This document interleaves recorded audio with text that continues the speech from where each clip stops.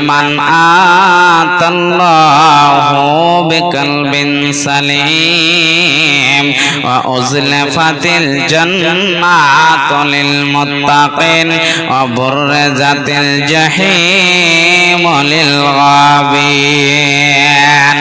আমার আল্লাহ বলছেন, রে জামরারাতপুর, জামরারাতানপুরের পুরুষ এবং মহিলা তোমরা শোনো, এটা কোন নবীজির কথা নয়, স্বয়ং আমি আল্লাহ তা মহান রব্বুল আলামিন বলছেন, বান্দা হে তোমরা শোনো, তোমরা যখন মারা যাবে কিয়ামতের দিন, যেদিন আমি আল্লাহ হিসাব তোদের কাছে নেব, সেদিন তোমাদের ধন সম্পদ মালের আমি আল্লাহ হিসাব নেব না।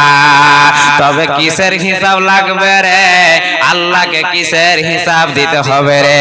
আল্লাহকে কেমন হিসাব দিতে হবে একটুখানি শোনেন আব্বা জানেরা, ওরে আমার মায়েরা, কিয়ামতের দিন পাসানো যাবে না। যেদিন আমার আল্লাহ বলবে, রে বান্দা বান্দারা শোন, আজকে তোর আমল দেখতে চাই যে তুমি ভালো একজন পরিষ্কার আল্লাহওয়ালা বান্দা বান্দে কিনা। তোমার আমল দেখবে রে, তোমার তাকওয়া পরিষ্কারকে দেখা হবে।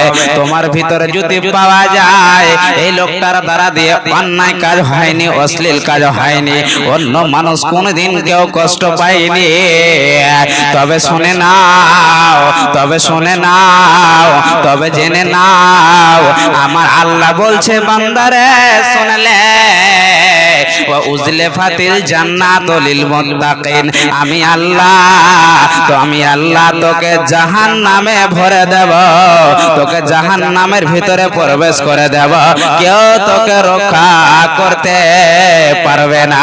তুই হলি আমার আল্লাহ ওয়ালা একজন বান্দা।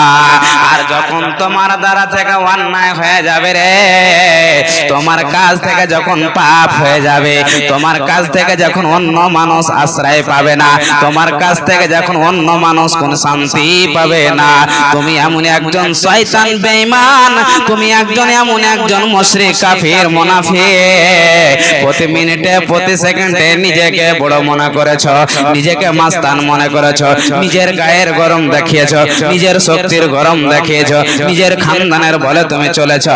আল্লাহ বলছে, বান্দারে জেনে নাও, বান্দারে তুমি জেনে নাও, বুররিজাতিল জাহিম লিল গাবিন, আমি আল্লাহ তোর মতন শয়তানকে জাহান্নামের ভিতরে ভরে দেব, কেউ তোকে বাঁচানে ওয়ালা হবে না, হবে না, হবে না। একবার পড়েন সুবহানাল্লাহ।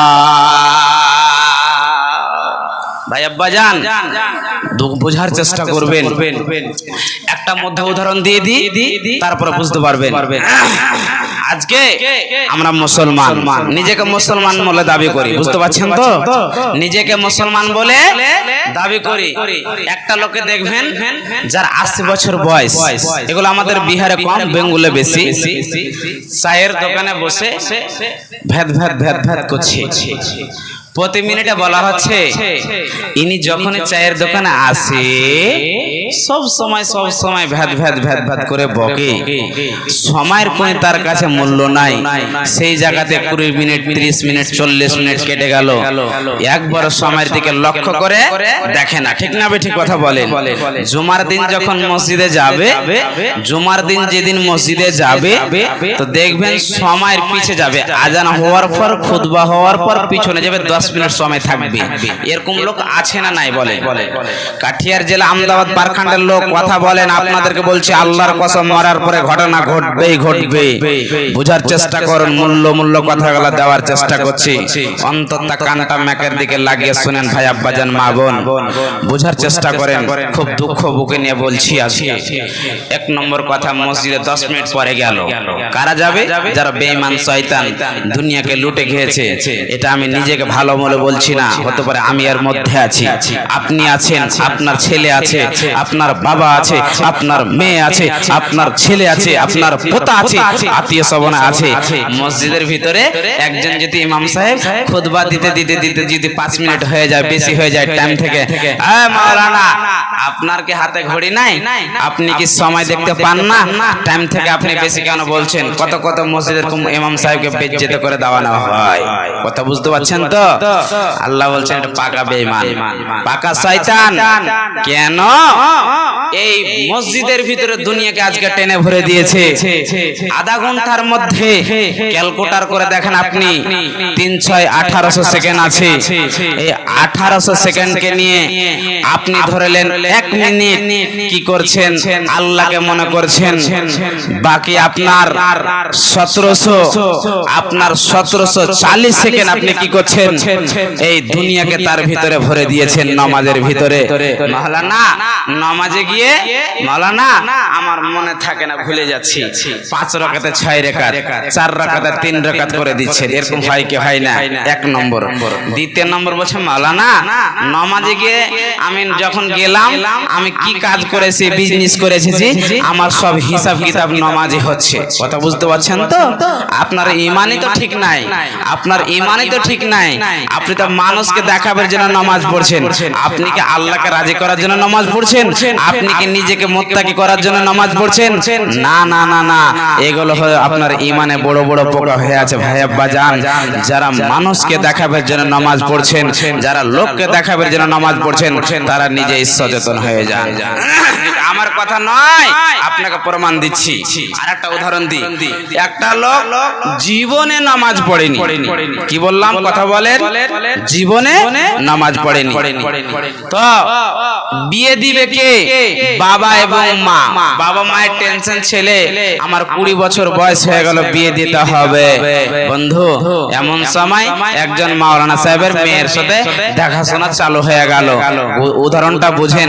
দেখার পর যখন তিনাকে প্রশ্ন করলো, একটা প্রশ্ন উত্তর দিতে পারলো না।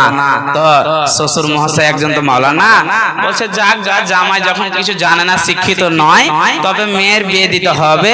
টাকা নির্ধারিত করে মোহর কথা বলে মেয়ের বিয়ে দেওয়া হলো। বিয়ে দেওয়ার পর মেয়েকে শ্বশুর বাড়ি পাঠিয়ে দিল। শ্বশুর বাড়ির পর রাত আবার শ্বশুর বাড়িতে ছেলেটা চলে আসলো। আসে না? আসে না? কথা বলেন। একদিন পরে চলে আসলো।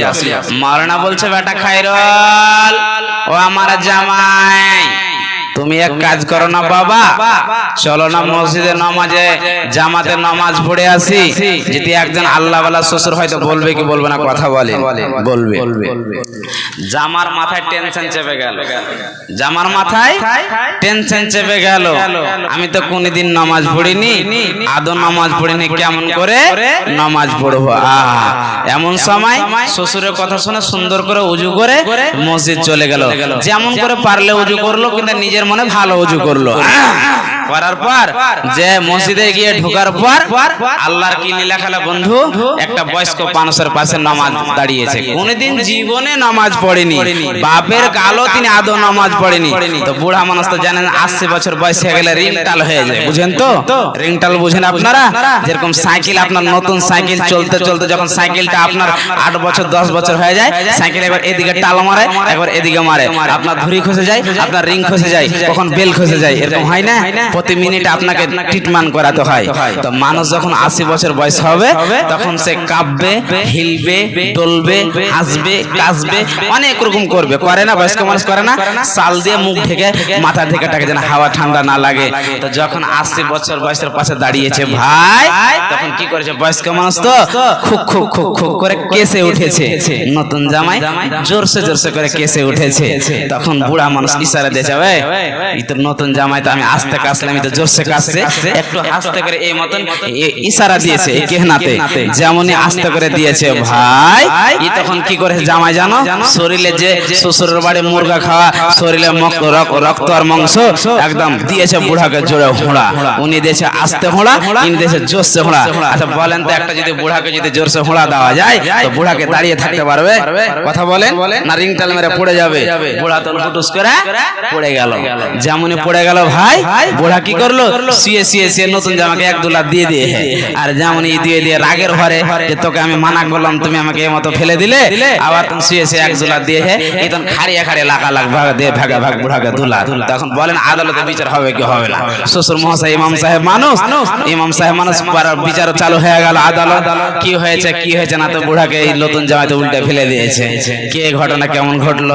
তখন বলছি এরকম এরকম আমি কাশছিলাম, এরকম এরকম করলাম, ইশারা দিলাম, তোমার জামাই শুনলো না, তো তোমার জামাই আমাকে কি করেছে, জোরসে করে হোঁড়া দিয়েছে, আমি কন্ট্রোল করতে পারলাম না, পড়ে গেলাম। তো জামাই বাবু তুমি এরকম করলা কেন, তোমার কি এমন ডাল ডলে গেল, কেন তোমার মাথা গরম হয়ে গেল?